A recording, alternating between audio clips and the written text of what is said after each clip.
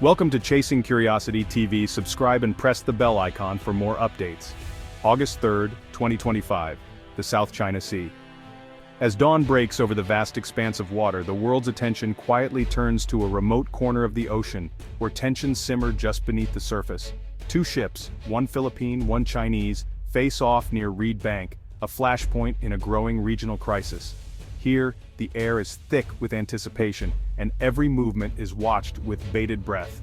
The Philippine Coast Guard vessel, small but resolute, is on a mission to resupply a remote outpost. Supplies are vital, not just for survival but as a symbol of the nation's determination to hold its ground.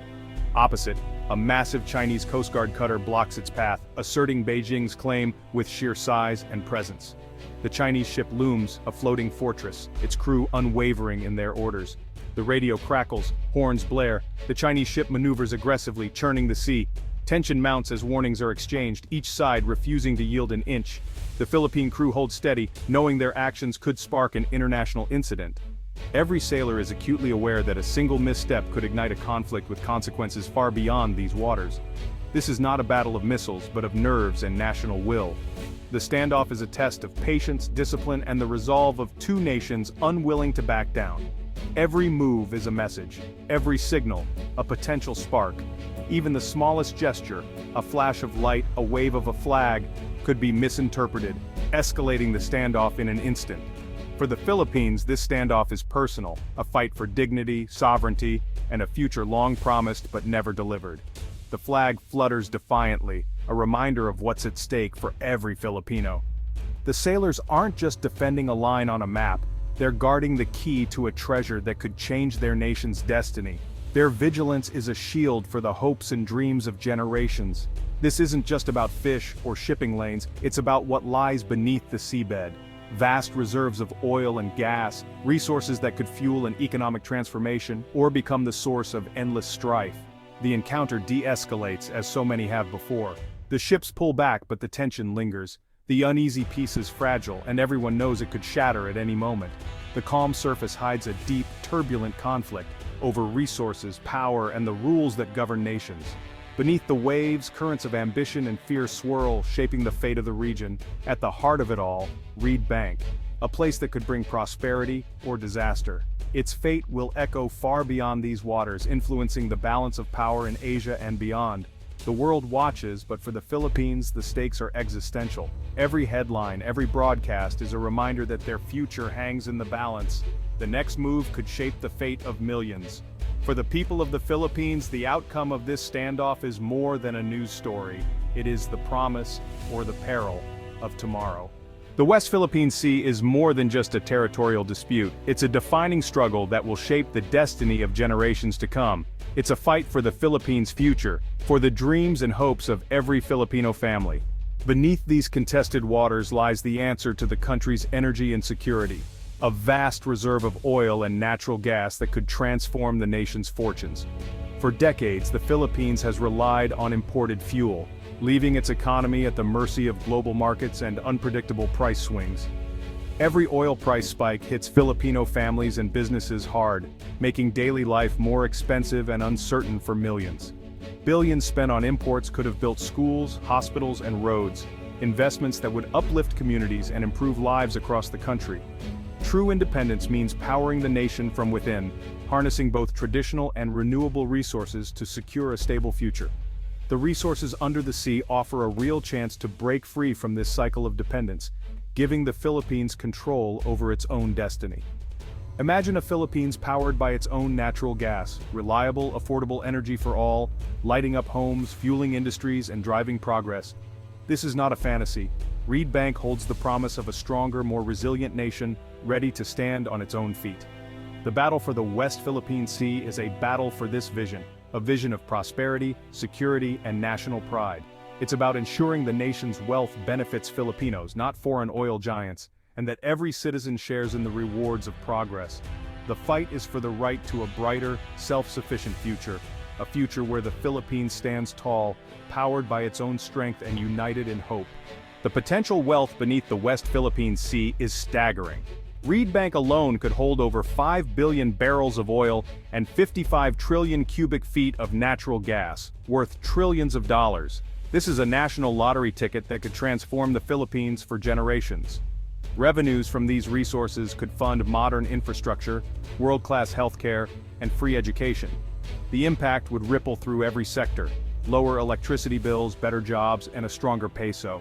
Millions of Filipinos could stay home, no longer forced to work abroad.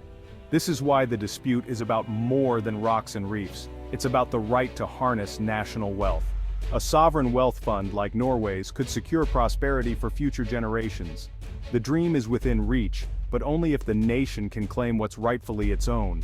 The stakes are nothing less than the country's economic future. This is the prize that fuels the nation's resolve.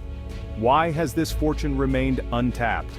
The answer: decades of hesitation, legal hurdles, and relentless external pressure. Reed Bank's potential has been known since the 1970s, but progress stalled. Political leaders feared provoking China, whose sweeping claims and military might cast a long shadow. Legal battles over contracts and foreign ownership created more delays, scaring off investors. China's gray zone tactics, Coast Guard patrols, maritime militias, have enforced a de facto freeze on exploration. The result? Decades of lost opportunity, with the nation's future left stranded beneath the waves. The clock is ticking. The Malampaya gas field, the nation's main domestic energy source, is running dry. For years, Malampaya powered a fifth of the country's electricity. Its depletion is now imminent. Without a replacement, the Philippines will be forced to import even more coal and LNG, expensive, polluting, and volatile. The economic consequences are dire: higher import bills, inflation, and soaring electricity costs. The urgency is real. The government can no longer afford to wait. Reed Bank is no longer a long-term dream, it's a short-term necessity. The nation's survival depends on decisive action. The depletion of Malampaya is a wake-up call. Inaction has a price. The time for debate is over. The time for action is now. Even with urgency, the path to these riches is blocked by China's aggressive claims. Chinese Coast Guard and maritime militia ships patrol Reed Bank, harassing Filipino vessels and deterring commercial activity. This gray zone warfare asserts control without open conflict, making drilling nearly impossible. Any attempt to explore could trigger a swift, forceful Chinese response: blockades, ramming, or worse. The risk of escalation is dangerously high. No company will invest billions with such threats looming. The Philippines has the legal right, but not the muscle, to enforce it.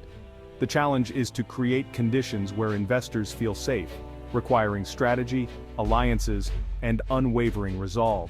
In 2013, the Philippines made a bold move by taking China to court, seeking clarity and justice under international law. This was a significant step, as few dared to challenge a global power in such a public legal forum. The 2016 Hague ruling was a historic victory for the Philippines and for international law. The tribunal declared China's sweeping 9-dash line invalid, affirming that Reed Bank and other disputed areas were part of Philippine territory. For many, it was a moment of hope, a belief that the rule of law could prevail over might. Yet, despite the clear legal decision, China rejected the ruling outright, refusing to recognize the court's authority or findings. Protests and diplomatic tensions quickly followed. Instead of backing down, Beijing doubled down. It accelerated the construction of artificial islands, expanded military installations, and intensified its Coast Guard patrols in the disputed waters, further asserting its presence. On the water, the legal victory did little to change the daily reality.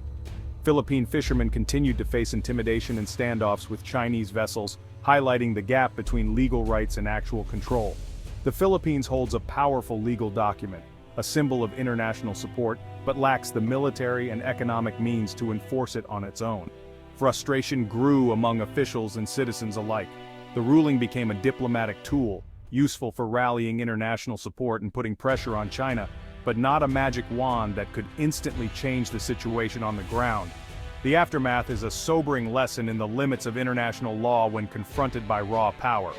Legal victories, while important, do not automatically translate into real-world change. The challenge now is to transform this legal triumph into practical reality. It requires careful strategy, alliances, and persistent diplomacy to protect national interests. The world is watching closely, waiting to see if the Philippines can leverage its win to shift the balance in the South China Sea and inspire other nations facing similar challenges. The stakes are high: sovereignty, security, and the very rule of law in Asia's most contested sea are all on the line. The outcome will shape the region's future. The next chapter depends on bold strategic action and the courage to stand firm in the face of overwhelming odds. The story is far from over. Some Southeast Asian neighbors offer a blueprint for action. Malaysia and Indonesia have developed their offshore resources despite China's protests. Malaysia deploys its navy to protect drilling, refusing to back down. Indonesia responds to incursions with naval ships and presidential visits, making its resolve clear. Their strategy, assertive presence, firm diplomacy, and national commitment has kept energy flowing. The lesson: don't provoke, but don't yield. By standing firm, the Philippines can create the stability investors need. The path forward is boldness, backed by strength and unity. The Philippines stands at a crossroads. One path: continued dependence, vulnerability, and missed opportunity. The other: boldness, energy independence, and a stronger national identity. The nation is strengthening alliances, revitalizing defense ties with the US and building coalitions with Japan, Australia, and Europe. These partnerships deter aggression and uphold a free, open Indo-Pacific. Some warn against new fossil fuel projects, but for the Philippines, natural gas is a bridge to a cleaner, more prosperous future. Revenues from gas can fund renewables and lift millions from poverty. Ultimately, this is about sovereignty and survival.